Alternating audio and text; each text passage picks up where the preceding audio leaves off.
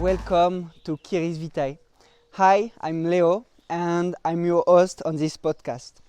So, comme vous l'avez compris, ce podcast va être en anglais et j'ai vraiment le plaisir de vous présenter une pépite. Donc si vous n'êtes pas vraiment familier avec l'anglais, je vous conseille d'aller sur YouTube et d'activer les sous-titres. So I let you with this interview with Juan Alonso, who is an awesome chiropractor, a chiropractor who have a huge success. So I let you with this interview and I see you on the other side. I'm very happy to meet you, Juan, and to do this interview with you. So welcome in this podcast.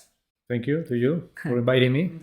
As you know, everyone, it's the first time I do this in English, so you can be indulgent with my accent, but I think the most important thing is when you speak, so we're going to have great content, I'm sure.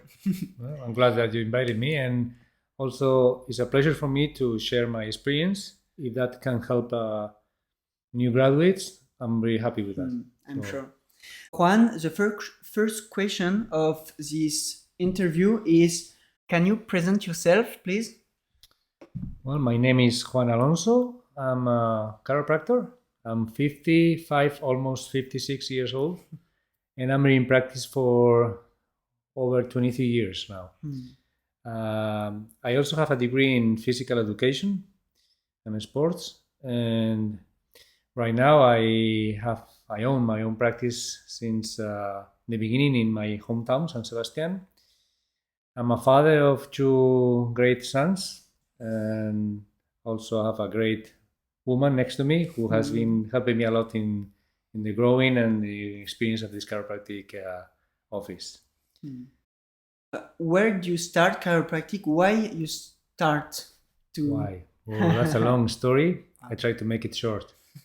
But after I finished my physical education degree, I work as I was a coach, I was a teacher, I was in the endurance and sport, competition sports, but I have a lot of inquietus, thinking about how to grow up my knowledge about the body. So me and my wife went to visit somebody an hour away from here who did a master's in sports in LA, California. So I was talking to him and explaining my thoughts, and he was telling me why. At the end of the talk, he sent me this idea: why don't you study chiropractic? And to be honest, when I get out of that office, I got so pissed off, because my idea was to continue my studies in the sports. So I got this idea of chiropractic in my mind. I had no idea what he was talking about. Well, I was working again as a coach and as a teacher. And then Asnu, who is my wife right now, was leaving to the US to visit some friends and to change some way of life. So I decided to quit my jobs and travel with her to the US. And we went to Oregon, Southern Oregon, to visit some of her friends. And I was going to my English classes because my English level was pretty low at that time. And it was interesting because on the way from my home to the university, it was like 3-4 kilometers. I was riding my bike. I would start seeing these signs of chiropractic. So that clicked into my mind, like the word that this person back in Spain told me. And when I back home, I asked my American mom, what was this chiropractic about? And again, another coincidence, which is no coincidence, of course. But she told me, well, I'm coming to the chiropractor this afternoon. Do you want to come with me? So I went to visit her chiropractor. Yeah. And I got interested in that moment. I fallen intrigued about what was this about. So he gave me a book, which is, I recommend to any student or any new graduate, which is Chiropractic First, which is already, I translated to different languages. I read the book, and actually I fall in love with that profession, with that book. So that was the way I was introduced to chiropractic. And then the story became a little crazy because since I have a degree in physical education, I thought that was enough to go into the chiropractic college. Yeah. But that wasn't the case in the American way. So they asked me to, because I applied to different colleges. I had no idea about any type of philosophies or techniques, anything. For me, chiropractic was chiropractic, right? So I found some trouble with the American system in the way that they want me to do some credits before going to the college, which I couldn't understand because I already have my knowledge in anatomy and physiology and the body, and they wanted me to do some physics and organic chemistry and so on. So I got kind of pissed off, and then I found a college in England, which is Anglo-European College of Chiropractic. Well, I called them, I sent them my curriculum, and told me I could start the college right away. That was probably July or August of 1990s. Let me think. 1999, I think. I can't remember exactly the dates. Anyway, the thing is that we moved to England, my wife and I. Well, and well, at that time it was my girlfriend. Okay, so we moved to England, and this is gonna be kind of strange for you to listen, but when I was in front of the business department, when I have to pay my tuition, I had like a storm in my brain. Say, no way, I'm coming home. It's like no, five more years of study and then a new profession, so on. So I told my wife, let's go home. And it was like two people in front of me and they have to pay. I say, no, and she, what do you mean we're going home? We're going home. Yeah, you pay and then we go home. No, I'm going home now. So she literally pushed me to pay the tuition. And thanks to that push, I became a chiropractor. Because otherwise, I don't know where I would be right now. So that was the beginning, kind of strange. Then I did my first year in England, and then in one of my trips to back home, I met another chiropractor who told me, why don't you study in the US? I said, well, it's far away. Oh, but it's different thing, it's a philosophy. Again, when you're at the beginning in this profession, everything sounds crazy and different and you don't know anything. So I trust this guy, and then I contact through our association, the Spanish Chiropractic Association, a person who helped me to get in contact with Palmer College. Okay. And they offer me the possibility to get on a scholarship. Again, there's another story. You want to listen to it? Yeah, of course. Because the story is kind of crazy. There was an opportunity to get a residential scholarship from Palmer, which means that you can get the tuition free with two conditions. One is you have to come back to your country and develop chiropractic and promote Palmer College. The second is you have to keep GPA, the grade of your studies, always above 3.0 in a scale of 4. Okay. It's a different system from the European, but anyway, it's kind of a B plus. Okay. So in all your quarter, you have to have excellent level. Yeah. In all your quarters, in all your classes, you cannot drop it in any single class below 3.0. Okay. So that wasn't difficult for me since I was a kind of a very regular student. So, but some people that got this scholarship, they got removed because they couldn't keep the level up. So you don't pay the fee to go in the Palmer College. Right. Wow. I have to pay all my labs. I have to pay all my books and travel expenses, of course, accommodation, everything. But the tuition was free if I could keep those two things to keep up the grades anyway. So again, I was there. I was here. I contacted them. They sent me all the information. I sent all my curriculum. I told them, okay, you can get the scholarship, but there's 48 people in line, and you have 2 scholarships this year. So, well, at that time, there was no emails, no internet was starting to get into these emails, very slow anyway. So everything was through regular mail, very slow. So I couldn't get the answer from them, and have to make the decision to go back to England or wait and see what happened in the US. So one more time, my girlfriend told me, why don't you show up in Palmer physically? So, well, anyway, so I bought the ticket and I flew into Chicago. I rented a car, went to Davenport, Iowa, and I knocked at the door. So he is the person who has been in contact with me through letters in front of me, and he got surprised that I flew all the way from Spain to see them and to see what was the possibility to get the scholarship. So he brought me, took me to another building to Dr. Baker, which is an Australian guy who was one of the board member was deciding who was going to get the scholarship. But they told me, well, it's 48 people, and with 8 people deciding this. We are here too. There's 8 more people deciding this, and we cannot tell you anything right now. Well, I say, I need an answer.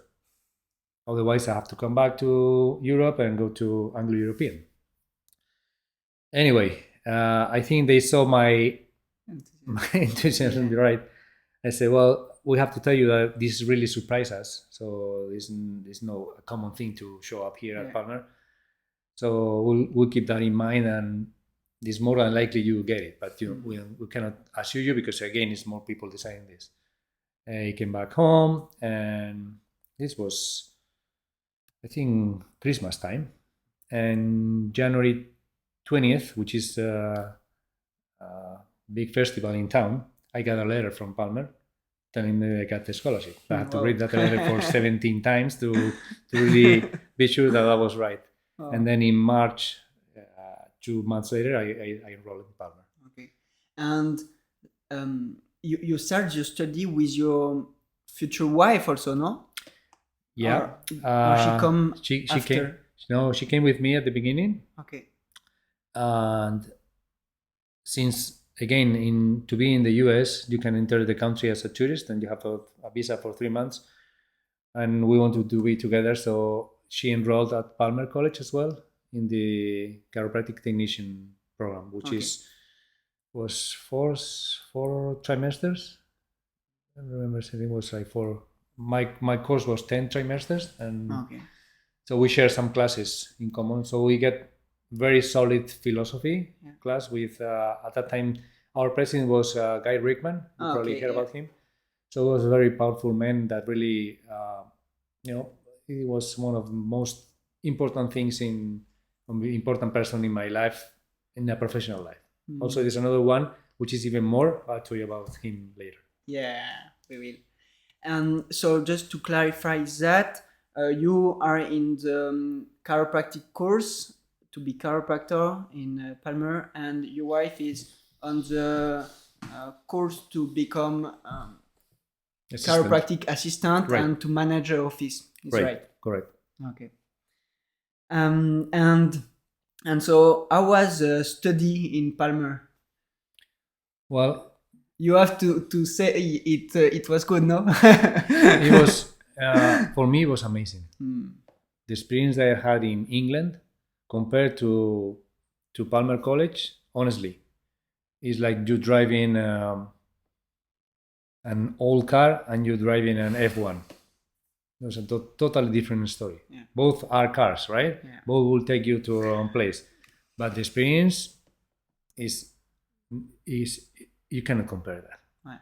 I mean, the exposure you have about techniques, the exposure you have about philosophy, the amount of seminars you get in Palmer at that time, at least, compared to what I had in England, was incomparable. And very rich. It's week by week by week. Every week you have some new speakers.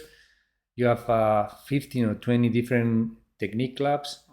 The opportunities you have, the gym, the technique classes. I mean, we were 2,000 students at Palmer at that time. Yeah. And I think then the roll came down with the crisis they had in the US. But at the time I was there, was, if I'm not wrong, 1985 students. So it was chiropractic. I was like a cascade all the time. Yeah. And so that, what I understand, you were emerge in chiropractic lifestyle, or it was just study like you go in class and that's it? No, when you enter Palmer, since the first week, you're already attending technique clubs. Some of the technique classes, and clubs, I say not class, clubs, Okay. are run by higher quarter students, never by professors, Okay. and they were done outside the college. The college knows about this, but they look somewhere else. They don't go because supposedly you cannot adjust anyone until you get the degree, but in the US they don't care about that. So Okay. I said you donate your body to the science, so they. I would say the truth. They manipulate you because they're not adjusting you. They move in your bones and they learn with you, and then you learn with somebody else. So that was the regular week by week by week. So by the time you get into the clinic, you already have your hands skills are getting pretty good. I won't say very good, but pretty good. Because chiropractic for you, it's when you adjust, is an art. It's just a manipulation. Nothing to do with manipulation. For me, the word manipulation sounds like something like a violation, like you raping someone. So sometimes when they ask me, I give regular talks in the office, and there is 95% of the time they ask me what's the difference between chiropractic and osteopathy or physical therapy is manipulation. I say, well, for me it's very clear when you have an intention about what you're doing, has nothing to do with the outcome. You can see two people making love or somebody raping someone. The act is the same, the intention is different, the outcome is different. It sounds kind of radical, but is how I see it. When I'm with a patient, all my intention is to make that body more connected with their nervous system, with their soul. And for that, you can call it, you can use the technique. Of course, you have to use the technique, but it's more a spiritual thing than a mechanical thing. And that's hard to learn at the college. Until you get the practice and you get into the field of adjusting thousands and thousands of people, you won't get that one. Your brain at one point will do a click. And that click comes when you are open mind and you are not thinking mechanically when you have somebody in front of you. Yeah, of course, you look at the leg length and you look at the tensions and whatever you do. But how many times I ask myself, I watch myself from outside and I see, what the hell I'm doing? I don't know what I'm doing. I'm just flowing with the patient. So it's an art. Maybe you can call it an art. Yeah. Because you said before that click we got with experience, it was more technique and doing something to get an outcome, and after that it was just the intention. Okay, when you graduate, you mean at the beginning? The beginning, from the beginning when you start to adjust to the moment where you open your mind. When that comes, or how that comes? What is the question? Both. Well, for me, it has to come when you really understand chiropractic. And to understand chiropractic, you have to get exposed to chiropractic in a philosophy way.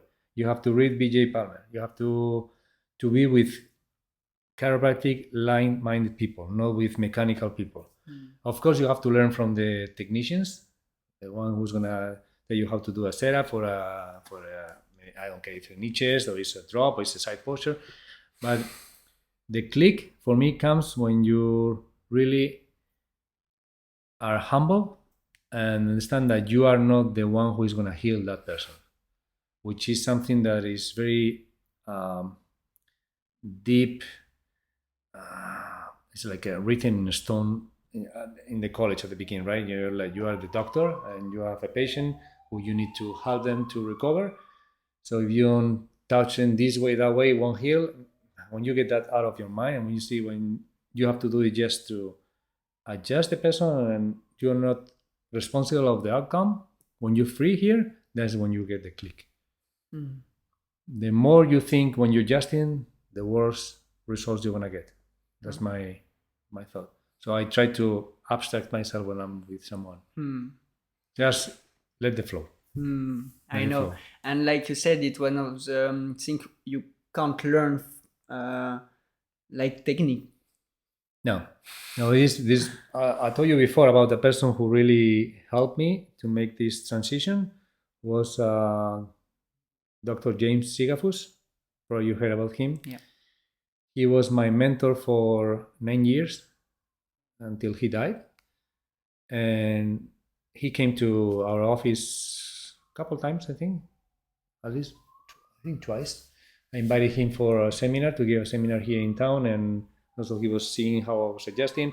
I shared a mission trip with him to 2 mission trips, one to Panama and another one to Tobago.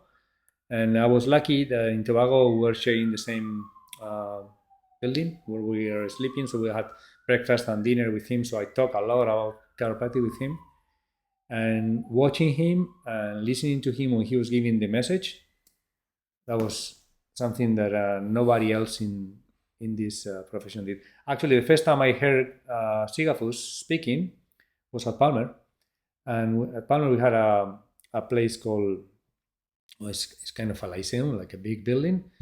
And somebody told me, Sigafus is coming tomorrow. I say, who the hell is that? Sigafus, the kind of strange name. So I show up. I arrived 5 minutes late to the talk, and the room was packed. We're like, the 2,000 students were there. I hear this crazy guy speaking with the long hair and big glasses and making. I said, the first impression was this guy is crazy. Yeah. But then when you listen what he's saying, it's like, this is chiropractic, nothing else. So. And can you say a bit more about what the message it told us or told you? Sigafus, you mean? Yeah. Well, make the adjustment simple. Don't think too much. I'm a very big thinker. I think about things. I want to know the why of things. So again, he taught me how to adjust without making the thinking process in my mind. Don't check things many times. Go with your intuition. Don't palpate too hard. Get the first feeling. That's the right thing. And then he was telling me many times that I had to create my own day before it happened. You have to create my own my like tomorrow, for example, right? When I got to the office, I don't do it anymore because I got already in the flow. But at the beginning, he recommended me to write down my day before it started. So I was writing down how many people I was going to see. I have no idea, right? But I was writing in past always. I'm riding my bike. I rode my bike for 2 hours. I did this, I did that. I got this new little guy coming to the office, newborns, blah, blah, blah, blah. Creating that office in my mind. Not only office, also get then personal things like family and social aspect. Because he was sending the message many times like, to get this vision, you have to live it before in your mind. And live it in a sense that you have to even to smell it. Now, he was telling me many times, when you get a new car, when you enter the new car, you get this smell of the seats or whatever you have, the leather or whatever. You have to get that vision in your mind about your office the same way. Even the smell, the colors, the layout, everything you have to have very clear, and then it will come. So I was always ahead of time. Don't expect to have this outcome if you think in this way. So he was telling me many times, if you wanna shoot to the top of that tree, see, aim to the stars. See, always higher, always higher. Think big. So he really pushed me into the profession until I told him once that I was growing too much in my office. I was getting too tired. As I was, James, James was his name. I'm not so fit to get this level, this volume for so many years. And because he had a huge office. He always got 2,000 people a week for 9 years, I think. It was crazy. So I never reached that level, but I got to a very high level. But I also, do sports, as you know, and I have a family. And so I told him that I didn't want to have that big office. So I decided to cut down a little bit. And she said, no problem. You want to cut down? And I say, how do I cut down? So I just think about it. And then went down to a level that I'm confident and happy and not very tired. Wow. I just want to make a part about technique and what technique you use and what you think it's important when we're a chiropractor. Well, at Palmer, you get I got like 20 different techniques exposure. Like you have the base curriculum, and you can take like electives, right? So while I was in the school, I got very involved in SOT work. I also attended some seminars outside the office. It's interesting because my first chiropractic seminar, technique seminar, was network. Don't ask me why. Somebody told me, I'm going to San Luis for a chiropractic seminar. I'm coming with you. So I arrived there. It was like 3 months in Palmer. I arrived there. I see all these people waving like crazy. I say, what's this kind of thing? For me, it was very, very strange at that time. Now I understand everything, but of course, it was kind of interesting. And the teacher was Donald Epstein, which was the big guru of network. And again, I got involved in the SOT club. I became the SOT club president at the college. I got pretty confident with that technique. And besides that, Palmer gives you also a toggle, which is part of the curriculum. Thompson, Activator, and Gonstead. Gonstead is very strong at Palmer. Probably the biggest club is in the Gonstead technique. And that was through the college. As soon as I finished, because of Sigafus, he told me I had to have an experience, get confident with the upper cervical work. So I contact at that time BJ Kale, which is from the Kale family. His father was a person who learned from the right side of BJ Palmer. So was somebody who really knew about the niches work. So I traveled for 3-4 years to the US back and forth until I got the degree or the title of niches specialist, whatever. And what else? I have done techniques like TRT, torque release technique, J holder. I went to England several times. That's with the kind of it's not an instrument or like activator, or it's different. Yeah, I can show you. Yeah, you can show me. Yeah. You have now? Yeah, I do have it. This, as you know, this is the activator, right? The activator 4, and this is the integrator. Okay. And the difference between these two, this has less power, but is faster than that one. It's 10 times faster than this one, and this one has torque. You can do a straight. Right, this goes straight and always triggers at the same pressure. Right? Okay. It has a counterclockwise torque, goes this way or the other way. Okay. So it goes this way, that way, or straight. Okay. So this was developed by Jay Holder, which has an interesting view of chiropractic, since his philosophy is that chiropractic can help through the brain reward cascade. And you ever heard about it? To the what? Brain reward cascade. Brain like serotonin levels go down when you get a deficiency in your brain about this chemistry. So like drug addictions or sex addictions or alcohol, and they can get results with through chiropractic, balancing those chemicals.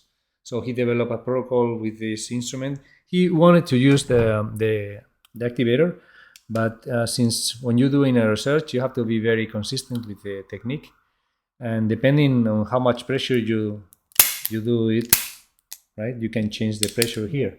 And with this instrument always has the same pressure because it triggers at one pressure point. Okay. It's always the same. So he developed this, and well, I use it sometimes with my patients. And well, this is my right now. When you ask me what kind of technique I use, I have a suitcase of of a lot of techniques, and I mix depending on what I think I have to do. Awesome. Just before you were speaking of the vision and the clarity of mind, and for you, what is your intention when you adjust someone or when you are in your office? The goal, under my understanding, should be that the patient, when the patient leaves the office, he or she should be more connected than before she or he entered the office. So that's the goal, to be more connected, be more aware of the body. I never think about pain. No, I know in this profession and in the health profession, most of the people think very mechanically and they think pain is bad, no pain is good. Anyway, I try not to get into that conversation, which sometimes I have to agree. I have to enter into that conversation to be to get a good conversation with the patient. I mean, don't get mad at them because they're not guilty, because they have this brainwashed mentality because of the medical thinking, right? So anyway, I understand when somebody comes in pain, and I try to help them to understand why are they in that situation and how can I help them. The way I do it is not to let's get rid of your pain. No, let's get you more connected so your body can recognize what's the problem and start the healing. So again, my goal my intention when I'm somebody in the table is to connect them. That's it. It's as simple as that. And how do you explain that to the patient? Because I know by fact people come because there are some pain and yeah. Well, this is a hard question because it's not easy depending on the patient's mindset. Sometimes you can reach to a level where they can understand you, and sometimes it will be very hard to get in that conversation to a point where both agree.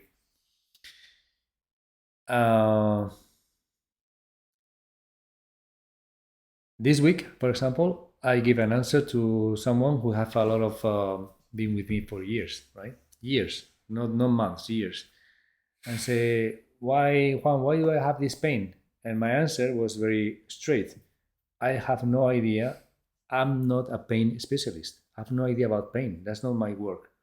If I tell that to a patient who just entered the office, that person probably will leave the office in the same moment, right? But they laugh. I say, oh, you can laugh at it, that this is true. This is not my specialty. I do about this, and something in your body is, giving this alarm. I have no idea. Maybe you have an inflammation. I have no idea. Pain could be for many reasons. So the conversation could be from very straight to try to explain them that pain is there for something, right? And I'm no one to get rid of that pain. I'm just someone to facilitate the body to heal. So the question was, I got kind of lost. People come because they have some pain, and right. Yeah. How do you explain that? Yeah. Many times I don't even explain that. I got tired of trying to explain and justify my position, which I think is not worth it many times. So it's better to get the outcome, the results, before trying to convince them that this is really going to help them, because I don't know if this is going to help them or not. I mean, I know it's going to help them the way I know it, or the way we know it, but I know it's going to help them the time or the timing they want to do it and the way they want to do it. So the most important thing in this moment is them to understand that they're here for something that they maybe don't know what it is. Okay, I'm not telling you have to keep the patient at any price. No, but they have to see the environment. They have to believe. They have to trust you.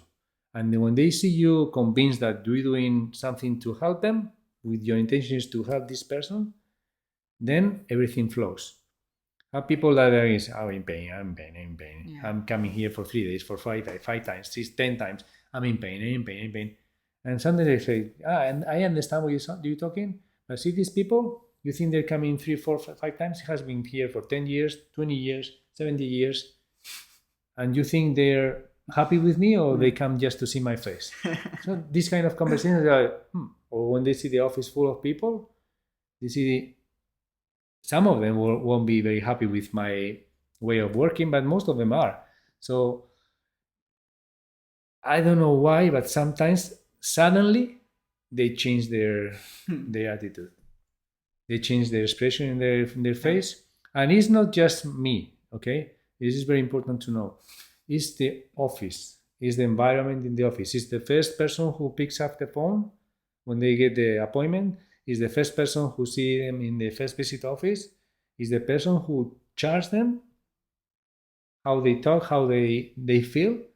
You have to have a very secure and warm environment. And then imagine that these people have been, I don't know where, is a medical doctor, is an osteopath, or whatever, and nobody look at their face. Nobody is like, they treat them like, like a machine. So when you love them, when you smile to them, the healing process starts. And then sometimes this pain, the big war of pain, doesn't give you they don't give you so much importance, because many times when I explain the chronic pain, which is one of the most common thing that you will see in the office, I tell them, see, this chronic pain is chronic pain in your nervous system. It's so much right here. It's so much written in your nervous system, and you need to switch that. You need to like unplug and plug again that computer, so you can start seeing the process in a different way. And when I'm gonna get this pain, it's already done. It's in the way. But you have had for 10 years or 15 years, and even though you're healing, your nervous system still needs time. So try. Interesting. But you see a lot of people, right? And how you manage to make feel that to the people? Like you said, it's all the environment, but when you have a little time with a person, how you can show them and make them feel you are understand? And you mean now they with me maybe 2 minutes or 3 minutes or 5 minutes, and because those moments that you work with the patient is an, I'll use this word, innate to innate communication. There's no verbal communication. When you're touching someone, when you're caring someone, they feel that feel. They feel that care. And if that care is intense, if that is with intention, there is no more powerful thing than that. You can talk and talk and talk and talk and talk about it until you really care about that person. That won't happen. So it doesn't matter if it's, you have a girlfriend, right? Yeah. Right? Do you have to talk to her too much to know that you love her? Sometimes with a gesture, with a touch, with a smile, with a look, it's enough. And that's very powerful, right? Yeah. So same with the patient. It's the same thing. You need more time. Time is very subjective and very weak parameter to know. Sometimes a friend of us ask me sometimes, how much time do you need to adjust me? How much time? I don't know, time. I don't look at the time. I don't look at the watch. It's just, of course, you need some time, right? It's not the most important thing. So you know where, many times we use the analogy, when you know where is the switch to turn on the light, you don't need more time. You just go and press it, right? So when you know how to enter into their field of healing, that's it. You don't need, maybe 8 seconds is enough. When you do an upper cervical adjustment, that takes milliseconds, right? It's just an adjustment, and you leave the patient resting, and then they go. And you say time is not the most important thing. What is the most important thing? It's money. It's for me. for you. Money is an outcome of the work you do. Money is important in this society, of course it is, and it has a value, right? But Sigav was talking about that many times and say, if your goal is to make money, get out of this business, get out of chiropractic. If your goal is to help people, as an outcome, if you are good, you'll get money. That's for sure. It follows the good work. The service what we do, the service that the bartender does at the corner, will get the people there and they'll get the money. But if you hear, if the patient feels that you're here for the money, won't want to stay with you. We have over 75 people right now in the office that have been with us for over 20 years. That's a lot of people. For over 20 years. I have how many? Over 10 years? ¿Cuántos paraguas has comprado? Over 300? Wow. Over 10 years. 10 years visiting Juan and us in the office. There must be something being right? Like regularly the visitation? Yeah. What the regularity? How often? How often? Well, this is interesting because some people that come once a month, right? Some people come once every 2 months, but there are some people come every 3 months, and some people show up whenever they want, right? But there are some people that as soon as they told them that you have to come every 3 or 4 weeks, they got nervous. And they want to come earlier. So I said, well, you don't need it, but you want to come every 2 weeks, you can show up every 2 weeks. And sometimes you have to tell them, you know what, you don't need to come so often. But they need the confidence, right? They were in a bad situation, and suddenly you are the one who changed their life, and they want to leave you for a month, for example. But anyway, but our regular care is once a month. I would say so, most of them. Nice. Here we are in your beautiful center.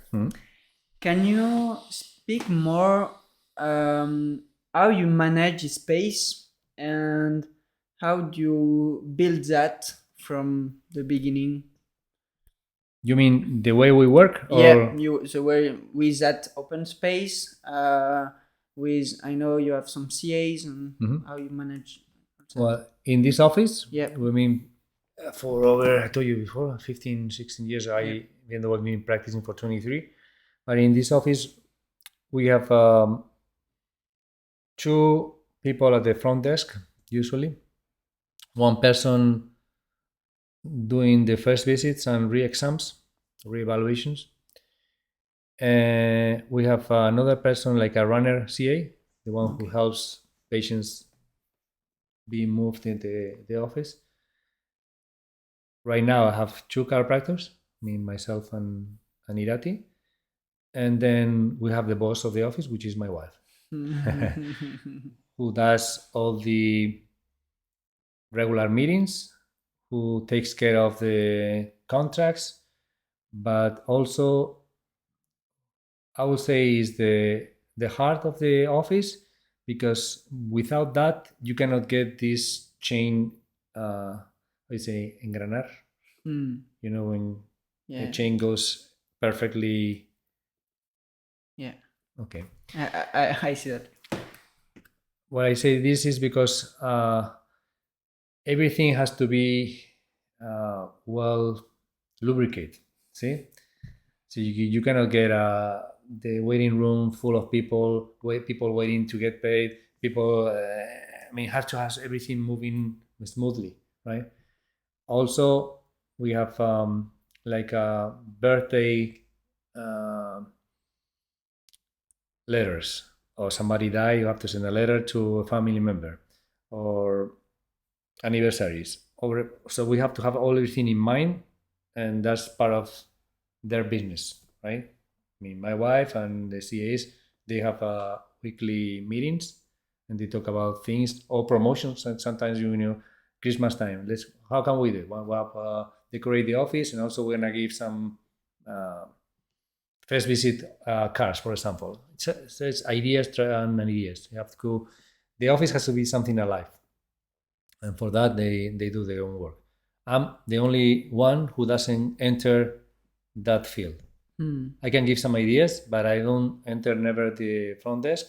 I have no idea how to run the computer program.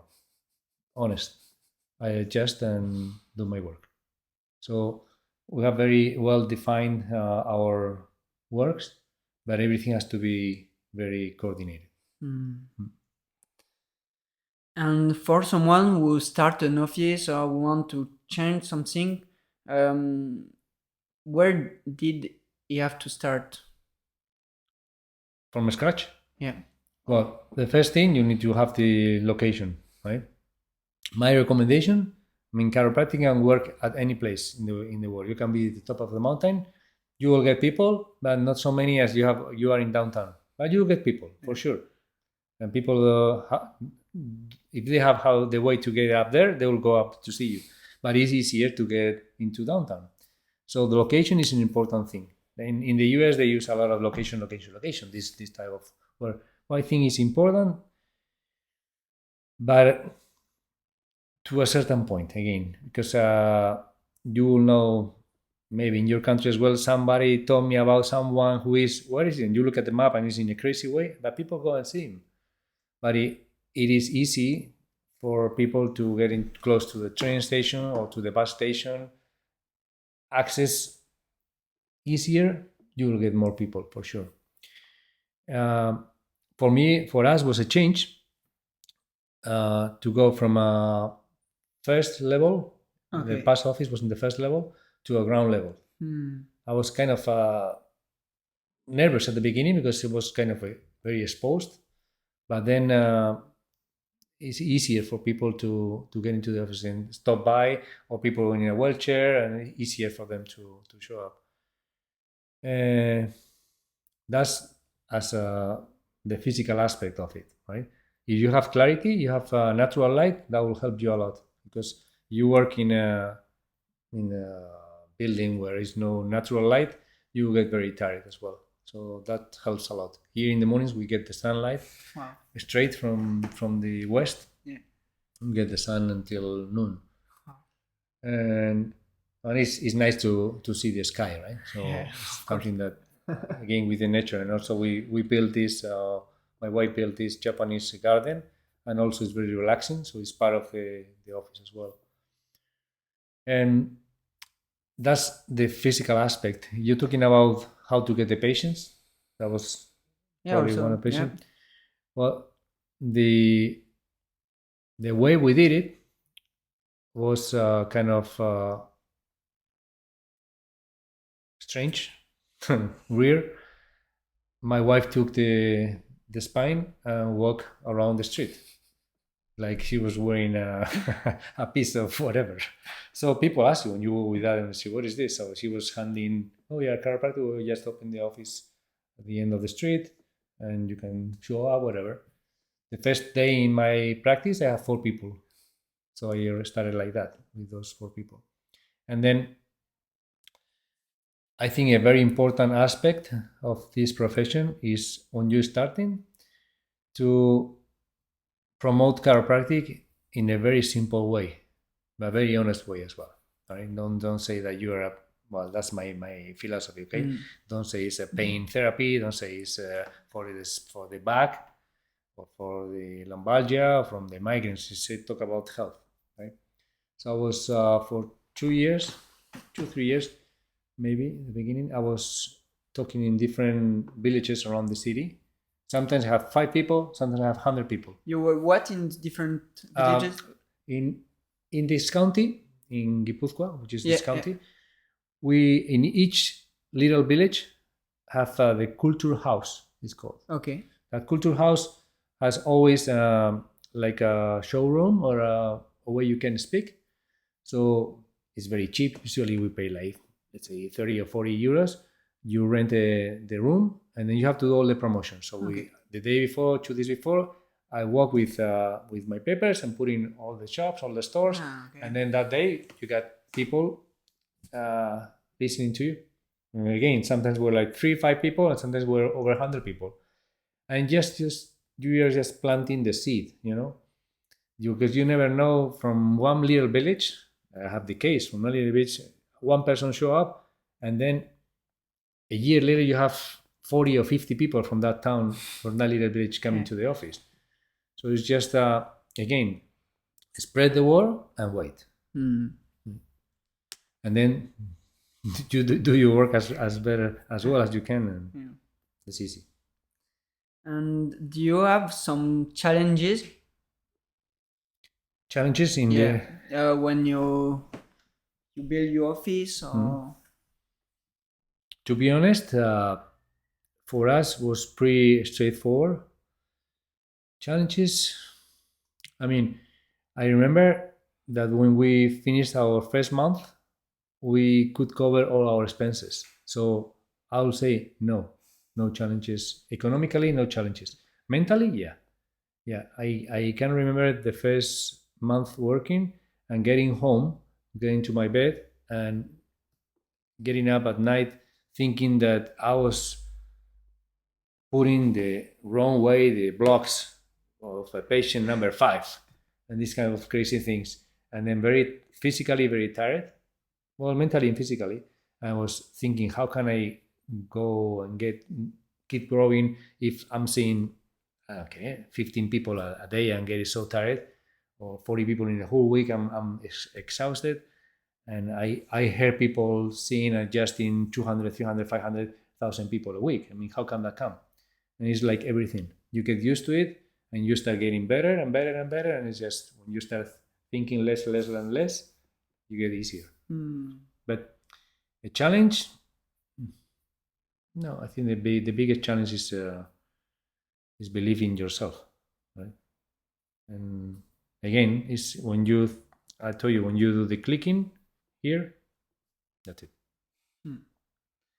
And how you manage to keep your energy? Because I know when we see a lot of people, it could be physically intense. You have some regular thing you do every day to keep your energy?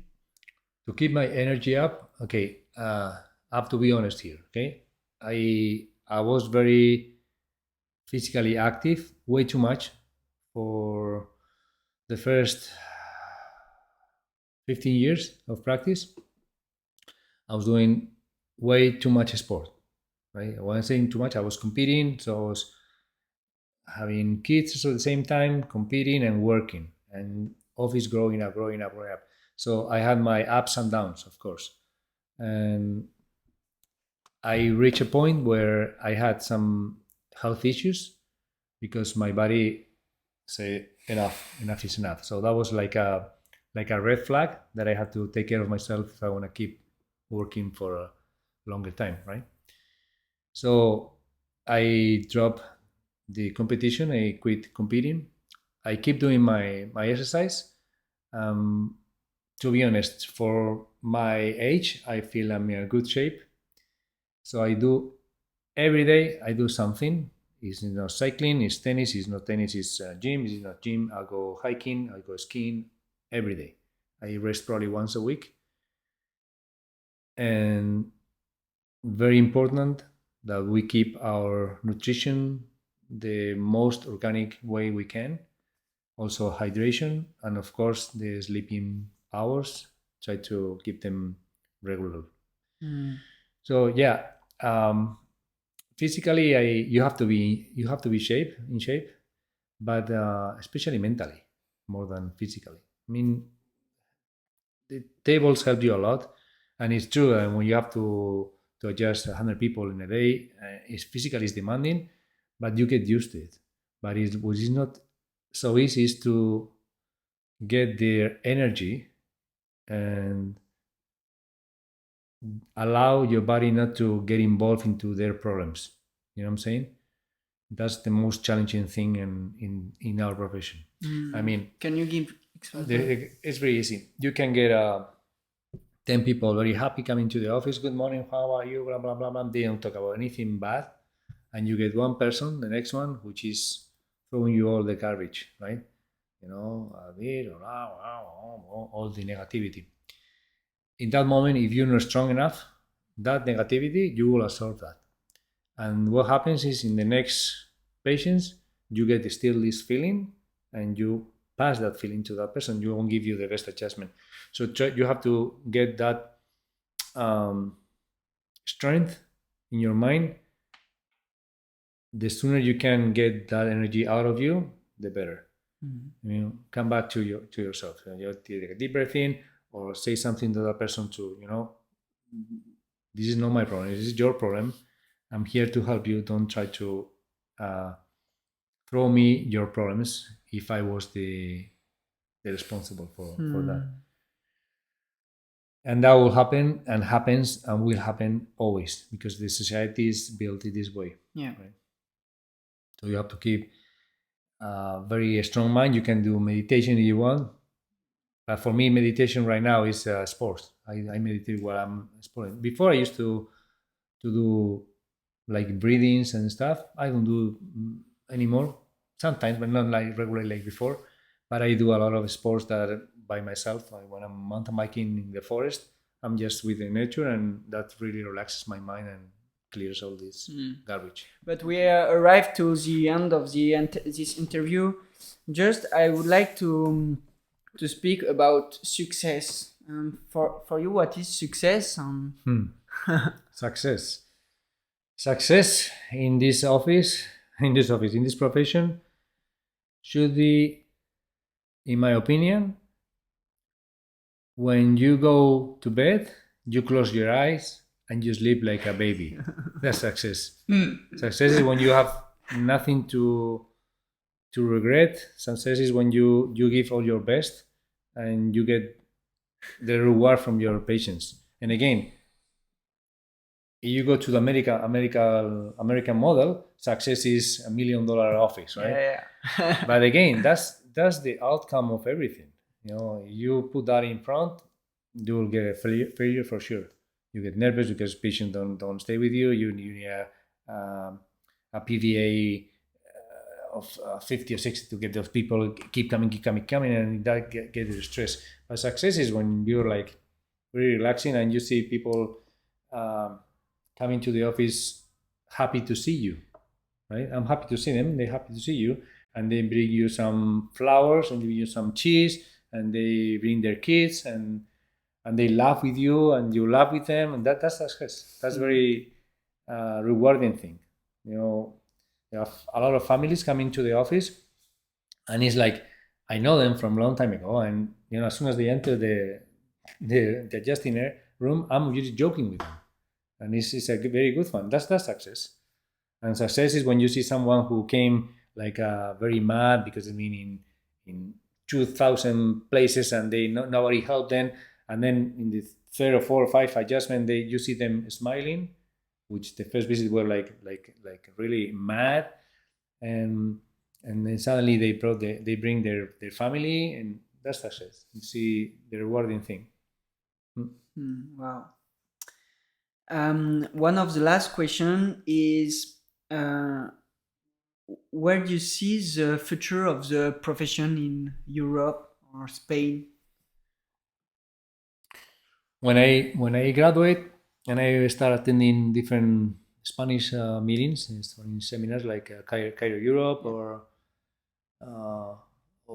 the Assembly in Madrid, I could hear at that time, it was 20 something years ago, I could hear some people saying that either we keep this profession pure or that will disappear, and that is true.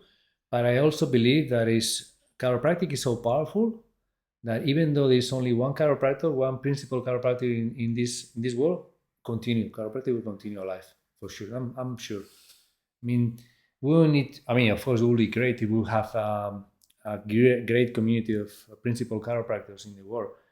But at the same time, you have to be realistic, and the big pharma and the medics and all the information that is in the media is so powerful that it's hard to get the society into our way of thinking. You know what I'm saying? Like when you talk about innate, when you talk about self-healing, people say, yeah, but then they don't really understand or believe on that. But again, if your way of practicing is a principal chiropractor will keep alive, because there was will be one. So I don't think chiropractic will disappear from this planet ever. They can change their name if you want. It doesn't matter. See, somebody is doing principal chiropractic, they're gonna call it whatever. Yeah, Doesn't matter. Wow. Juan, do you have an advice for the listener about chiropractic office and for a new chiropractor, you mean, or for the profession? from a chiropractor who listen, because mainly in this podcast it's a young chiropractor, but there are also students and a chiropractor with more experience. So yeah. An advice. Well, I would say for the beginners, for the new graduates, I would recommend them to read about chiropractic. Read. Not listen. Read about what is written many years ago, which is, the pencil? Yeah. How many years has been pencil in our living? And it still works, right? So you go to the principle, to the beginning, that works. Yeah. You don't need to get into very fancy things to get this profession alive or new techniques. No, you get to the principles, and then you can use the techniques or to get the success or the way you want to paint the wall, right? Different way of painting with a different way of adjusting. Yeah. But go to the principles and apply them in your way of life. You cannot be a chiropractor just in the office. You have to live chiropractic as part of your life, And that means that you have to be honor of the nature, and things happen because there is something bigger than sometimes your way of, you think things should be this way because something should be. No. This is written already, and you have to be honor of that, and get to know that the body is a self-healing organism and knows way more than what you can even imagine. And you are humble with that. But you start making in this equation again. It's back to the beginning. Don't think too much. Don't, because somebody told me you have this short leg on something, this is a positive there, feel, and then it's right. That's not chiropractic. Yeah. So go to the basics. That's my message. Awesome. Awesome, Juan. Thank you very much for this interview. I learned so much, and I think every listener to keep until here. Well, I'm glad, and again, if one of your listeners sometimes wants to show up here in the office and see our office alive, so welcome. Wow, nice gift. You're welcome. Thank you, Juan. You're welcome. Wow, it was a great podcast. For me, it was an exchange with Juan who bring me a lot more of clarity. And at the beginning, when I say success, it was not only numbers, it was also the success in practice, the success with his family life, with his sport life, and it was like a whole thing. So I thank you everyone to listen until here, and if you are not yet a subscriber, you can subscribe on YouTube or on your podcast channel. And I would like also to thank you Sigma Dynamics, which is an association from France who promote chiropractic, and they share us the camera so that we can film with high quality. Merci à tous les Français qui sont encore là et j'aimerais vraiment vous remercier d'avoir suivi. Je sais que c'est pas facile forcément de suivre en anglais quand on n'est pas immergé, mais je crois que ça vaut vraiment le coup et j'espère que ça vous a convaincu. Donc je vous dis à bientôt et puis n'hésitez pas à nous suivre.